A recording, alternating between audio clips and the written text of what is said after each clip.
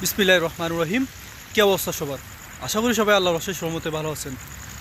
আচ্ছা, আল্লাহ যদি চাইতেন আমাদেরকে পাথরের মতো না আগে যেতে দিতেন না পিছনে যেতে দিতেন, আমাদের আকৃতি পরিবর্তন করে দিতে পারতেন, চাইলে করতে পারতেন না আল্লাহ রাব্বুল আলামিন।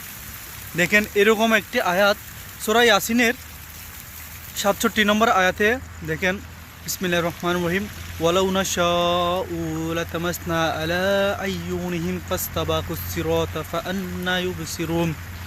তর্জমা: তাদেরকে আমি স্ব স্থানে তাদের আকৃতি পরিবর্তন করে দিতে পারতাম, ফলে এরা না আগে বাড়তে পারতো না পিছনে যেতে পারতো। মানে দেখেন, আমাদেরকে পাথরের মতো একই অবস্থানে অথবা আমাদের আকৃতিও চেঞ্জ করতে পারতেন। তো যদি আমাদেরকে আকৃতি চেঞ্জ করতে আমাদেরকে কি অন্য কেউ চিনতো, নাকি পিছনে যেগুলো ফেলে আসছে ওগুলো আমাদেরকে চিনতো? তো দেখেন, আল্লাহ রাব্বুল আলামিনের দয়ায় মায়া আমাদের এখনও আকৃতি আমাদেরকে পরিবর্তন করেন নাই। কেন? আমাদেরকে একটা নির্দিষ্ট একটা সময় দিয়েছেন, এই সময়ের পর আমাদেরকে পাকড়াও করবেন আল্লাহ রাব্বুল আলামিন। তো আমরা যেন এই সময়ের আগে আগে যেন আমাদের আমলনামাগুলো তৈরি করে আমরা যেন কবরে যাইতে পারি।